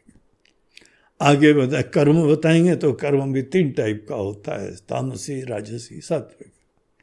ज्ञान बताएंगे तो बोलेंगे भी 3 टाइप का होता है। तो जो व्यक्ति अगर ये समस्त कार्य सात्विक भाव से करने लगा तो उसको कर्म में आशीर्वाद मिलेगा और उसके लिए कर्म पावनकारी हो जाएगा। तुम कर्म कर रहे हो, पूजा कर रहे हो, डेली मंदिर में जाते हो, अगरबत्ती जलाते हो, फूल चढ़ाते हो, प्रसाद चढ़ाते हो, ठीक, कभी तुमने सोचा कि तुम्हारी पूजा तामसी है, राजसी है या सात्विक है? ये इस अध्याय में हमको ज्ञान मिल रहा है।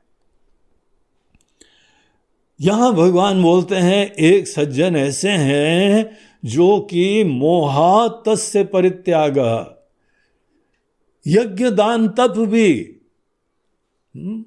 गुरु सेवा भी, देवता सेवा भी, कुछ तपस्या भी, कुछ अध्ययन भी। अब हमको क्या करना, अब हमको क्या ज्ञान रहा, सब हो गया तो करते क्या हो, पढ़े रहते हैं बस। तो किसी मोह के कारण, मोह बोलते हैं गलत फहमी, गलत निश्चय, नासमझी। नासमझी एक चीज होती है, नासमझी को बोलते हैं समझ ना होना, ना समझी। और एक होता है गलत फहमी, गलत समझी, उल्टा ज्ञान, निराधार ज्ञान, झूठा ज्ञान, विनाशकारी ज्ञान, उसको मोह बोलते हैं। तो कई लोगों की बुद्धि में कुछ नासमझी ऐसी होती है, गलत फहमी ऐसी होती है, उसके कारण वो अपने को जस्टिफाई करते हुए मोहात त्यागा, मोहातस्य परित्यागा, मोह के कारण, नासमझी के कारण यज्ञ को छोड़ दिया, तप को छोड़ दिया, दान को छोड़ दिया, अध्ययन को छोड़ दिया, गुरु सेवा को छोड़ दिया, तपस्या को छोड़ दिया। और घर के अंदर जो है ना, वो एक पैरासाइट बन के बैठे रहते हैं, डिपेंडेंट। केवल कुछ न कोई कर्मफल की जुगाड़ कर लिया, या तो उसकी प्राप्ति का सोचते रहते हैं या पराधीन रहते हैं उसके ऊपर। अजन पता हमारी दृष्टि से ऐसे लोग कैसे? मोहातस्य परित्यागः तामसः परिकीयते, ये लोग तामसी हैं। तामसी हम लोगों के शास्त्र में जहां यूज होता है ना, बहुत हानिकारक होता है। आपके पतन का कारण है ये एटीट्यूड, ये आदत।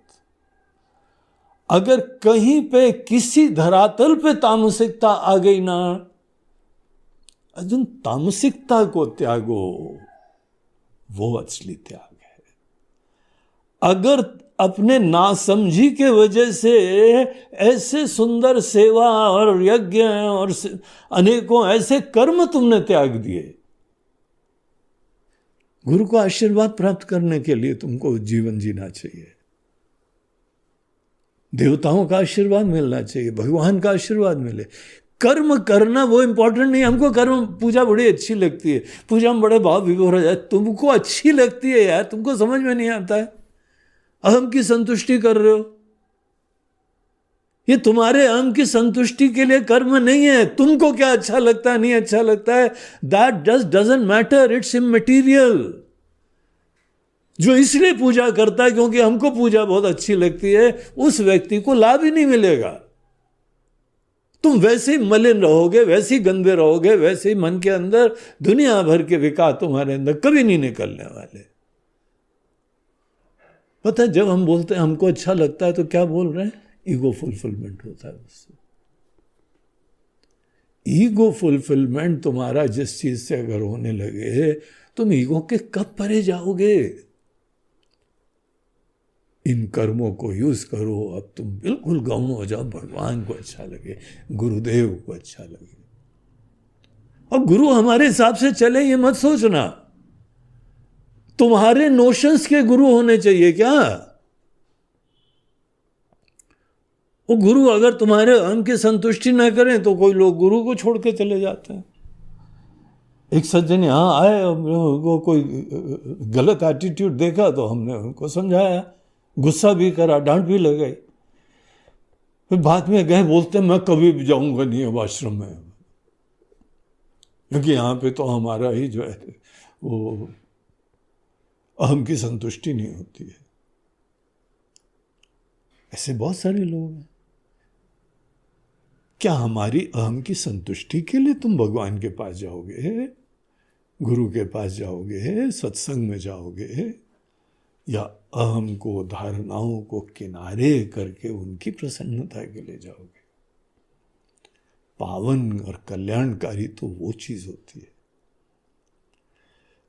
तो आज नहीं कर पाओ तो धीमे धीमे कोशिश करो, लेकिन ये लक्ष्य रखो, अगर कोई व्यक्ति मोहवशात ऐसे कर्म को ही छोड़ छाड़ दे, इसको भगवान बोल रहे, गीता बोल रही, ये तामसः परिकीर्तितः, ये तामसी आदमी, कुंभकर्ण वैरायटी। उतनी इंटेंसिटी नहीं होगी लेकिन उसी रास्ते पे है। इसका स्वर्ग कुंभकर्ण का ही जो है जीवन है। आइडियल क्या लाइफ होगी यार? कुछ करना नहीं पड़ता है, सब आराम से गाड़ी चल रही है, 6 महीने बाद हमारे भाई लोग आते हैं, मुंह खोलते हैं, खाना डाल देते हैं, और उसके बाद हम पड़े रहते हैं। तामसी लोग, तामसः परिकीर्तितः। कुछ लोग ऐसे कर्म का त्याग करते हैं क्योंकि इसके अंदर तो बड़े रगड़े हैं, इसमें तो बड़ी इनकन्वीनियंस होती है। किसी नियम का पालन भी हमारे लिए जो है ना वो कई बार बर्डन बन जाता है, मुसीबत का कारण है यार। ये संकल्प ले लिया उसके बाद तो झमेला ही हो गया। अब हमको तो दुख मिलता है। नियमित रूप से जप करना, पूजा करना, ध्यान करना, अध्ययन करना, ये कन्वीनियंट नहीं लग रहा है। कन्वीनियंट हमारी अपनी वासना के अनुकूल जीना होता है। कुछ लोग होते हैं उनके अंदर ये दूसरे टाइप का मोटिवेशन होता है, दुखम इति एव यत् कर्म काय क्लेश भयात् त्यजेत्। तो शरीर को, काय मतलब शरीर, शरीर के प्रति कोई क्लेश की संभावना, कोई प्रतिकूलता, इनकन्वीनियंस के वजह से पूजा नहीं करते, आप सेवा नहीं करते, या डर लगता है, भयात, इनके भय से, काय क्लेश के भी भय से, इसके वजह से आदमी जो है ना ये चीज़ों में दुख का अनुभव करता है, इनकन्वीनियंस का अनुभव करता है। उसको कन्वीनियंस केवल अपने वासना के, आदतों के अनुरूप चीज़ें, उसे अच्छा लगता है। दुःखमित्येव यत् कर्म काय क्लेश भयात् त्यजेत् सह कृत्वा राजसम त्यागम। वो जब छोड़ता है ना अर्जुन, उसको बोलते हैं राजसी त्याग। एक तो जो है वो तामसी वाले आलस के वजह से, गलत फहमी के वजह से, नासमझी की वजह से प्रवृत्ति नहीं होते। ये प्रवृत्त तो होता है, लेकिन जहां इनकन्वीनियंस ज्यादा होती है वो छोड़ देता है, क्लेश ज्यादा होता है तो छोड़ देता है, तो नियम नहीं टिक पाता है। जैसे एक्सरसाइज है, एक्सरसाइज हर व्यक्ति को करनी चाहिए, शरीर को जो है चलाना फिलाना चाहिए, आसन प्राणायाम कुछ ना कुछ एक्सरसाइज वॉक करना चाहिए, लेकिन थोड़ी देर जोश आता है, उसके बाद थक गए, दर्द हो रहा है, छोड़ो। तो ये राजसी त्याग हो गया। तामसी त्याग करने पे भी त्याग का फल नहीं मिलता है, राजसी त्याग में भी त्याग का फल नहीं मिलता है। असली जो संभव होता है, तो अर्जुन ये लोग जो हैं सकृत्वा राजसम त्यागम नैव त्याग फलम लभेत, त्याग का फल इनको नहीं मिलेगा। देखो व्हाट अ ट्रेजेडी, कर रहा है तो भी फल नहीं मिलता है। तो राजसी आदमी अपने बारे में इतना चिंतित रहता है, उसको सेल्फ अपीजमेंट, ईगो फुलफिलमेंट इतना डोमिनेंट फैक्टर होता है कि भगवान की खुशी, गुरु की खुशी के लिए नहीं, हम गुरु को छोड़ देंगे, हम पूजा छोड़ देंगे, क्योंकि इट इज वेरी इनकन्वीनियंट। लेकिन अपनी कन्वीनियंस इनकन्वीनियंस नहीं छोड़ेंगे। That is the deciding factor for me. ऐसे लोग का मन राजसी है, इसीलिए वो करने के उपरांत भी फल नहीं मिलेगा। पूजा कर रहे हैं, यज्ञ कर रहे हैं, दान कर रहे हैं, तब कर रहे हैं, नो फल, उनकी किताब में एंट्री नहीं होती है। अरे गुरुजी हमने तो इतना पूजा करा, बोला कोई एंट्री नहीं हुई यार। तो भगवान ही कह रहे हैं नैव त्याग फलम लभेत, त्याग का फल नहीं मिलेगा कुछ भी।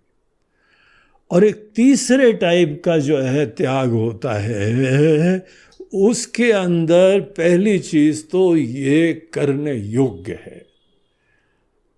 हमारे देवता, हमारे गुरुदेव, इनकी प्रसन्नता के लिए हम सेवा करें, ये कर्तव्य है, ये कार्य है। कार्य मित्येव, कोई भी इनकन्वीनियंस हो कोई चिंता नहीं, तो भी हम करेंगे, हम एडजस्ट होंगे, हम अपनी दृष्टि को चेंज करेंगे, अपनी अपेक्षाओं को चेंज करेंगे, अपनी अटैचमेंट्स को चेंज करेंगे, अपने ईगो के डाइल्यूशन करते जाएंगे। लेकिन ये तो करने योग्य है। संगम त्यक्त्वा फलम चैव, वो न कर्म से न कर्म फल से कोई चिंतित नहीं है। एक बहुत बड़ा गोल है, इनके स्नेह के भागी होना, इनके आशीर्वाद के पात्र होना। जब आपको आपके ही इष्ट देवता, आपके गुरुदेव, उनकी प्रसन्नता जब बहुत इंपॉर्टेंट हो जाती है, तो आपके अंदर कभी कर्म फल, कभी कर्म, इसकी आसक्ति आएगी ही नहीं। इसमें जो त्याग हो रहा है वो सात्विक त्याग है। अपेक्षा का त्याग, ईगो का त्याग, अटैचमेंट का त्याग।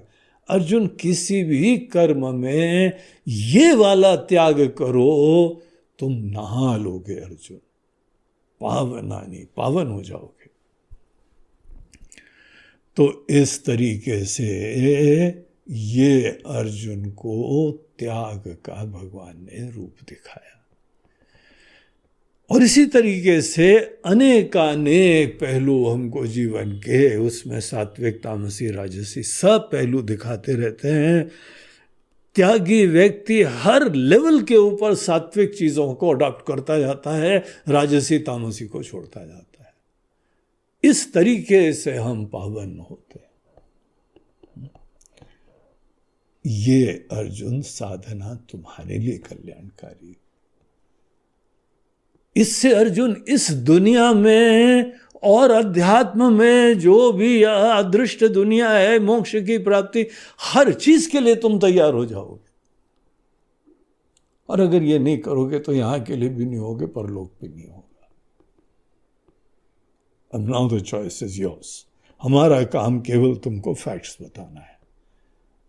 क्या करना है ये तुम्हारे अंदर से निर्णय होना चाहिए, तुम्हारी प्रायोरिटी से होना चाहिए, तुम्हारे जीवन के प्रयोजनों से प्रेरित होना चाहिए। वो तुमको खुद करना है। तो इस तरीके से ये 18वें अध्याय के अंदर प्रारंभ के ये 9 श्लोकों में एक बहुत ही क्लियर गाइडलाइंस हमको मिल गई कि हमारी साधना का स्वरूप क्या होना चाहिए। अब आगे भगवान क्या बताते हैं ये हम लोग कल देखेंगे। नमः पार्वती पतये हर हर महादेव। नर्मदे हर, बोलो गंगा मैया की जय। तो आज का ये कार्यक्रम प्रायोजित किया जा रहा है, जैसे हमने आपको बताया, हम लोगों का प्रत्येक दिन का प्रवचन स्पॉन्सर्ड प्रवचन है। स्पॉन्सर्ड मतलब कोई इस कार्यक्रम के लिए सेवा दे रहा है, आहुति देता है। और इस तरीके से ये पूरा हम लोगों का ज्ञान यज्ञ ये प्रायोजित होता है। और जो प्रायोजित करता है उसका हम लोग प्रवचन के अंत में उसका रेफरेंस भी देते हैं, आशीर्वाद देते हैं, और उसका यूट्यूब में भी नाम वगैरह डिटेल इस चीज़ का आता है। उसको ही आशीर्वाद मिले, सत्कार्य की प्रेरणा मिले और सतत ऐसे कार्य होते रहें। इसी प्रयोजन से ये प्रायोजन के सिस्टम चालू होता है। तो आज का जो कार्यक्रम है, आज का जो प्रवचन था, वो प्रायोजित था हमारे एक शिष्य के द्वारा। यंग शिष्य है, बहुत ही बुद्धिमान, बहुत ही श्रद्धालु, बड़ा डेडिकेटेड। पहले वो जो है मूल निवासी, उनके परिवार, उनकी बचपन, उनकी शिक्षा अहमदाबाद में हुई। उसके बाद फिर वो इंजीनियर हो गया और विदेश चला गया। आजकल ऑस्ट्रेलिया के एडिलेड नामक सिटी में वो कार्यरत है। तो बहुत ही अच्छे पद पे अच्छी सेवा कर रहा है। फिर उसका जो विवाह वगैरह भी हो गया, उनके 2 संतान भी भगवान की कृपा से हैं, और पूरा परिवार बहुत ही धर्मनिष्ठ है। बहुत ही अच्छी एटीट्यूड्स हैं, बड़ी अच्छी भक्ति है, और नियमित रूप से कोई अध्ययन करता है उनमें से ये तन्मय पटेल और उनकी धर्मपत्नी विराली। तो तन्मय और विराली, उन दोनों ने आज के इस कार्यक्रम का प्रायोजन करा है। उनके परिवार में, जैसे मैंने बताया, उनके 2 संतान हैं। उनका नाम श्रेय और प्रांशु है। बड़े अच्छे प्यारे से नाम हैं, और वैसे ही उनके बढ़िया संस्कार हैं। तो उस पूरे परिवार को हमारी बहुत बहुत शुभकामनाएं। ऐसे धर्म के कार्य के लिए अपने हार्ड अर्न मनी को अर्पण करना, सतत ऐसे कार्य चलते रहें, यही प्रार्थना होना। और जब ऐसे यज्ञ होते हैं उसको ही अध्ययन करने का मौका मिल जाता है, वही उसको सबसे ज़्यादा खुशी उसी चीज़ से मिलती है। यही सात्विक एटीट्यूड हो जाती है। और कोई फल उन्होंने नहीं मांगा है, बस ये सेवा हो, गुरु जी की प्रसन्नता हो, भगवान की प्रसन्नता हो, इस भावना से ये सेवा दी गई है। और ऐसे लोगों को हमारे दिल से ज़्यादा आशीर्वाद मिलता है, बड़ी खुशी होती है। तो बहुत बहुत आपके पूरे परिवार को आशीर्वाद, भगवान की असीम कृपा बनी रहे। सब लोग अपने जीवन के अभ्युदय और निश्रेयस दोनों की सिद्धि करें।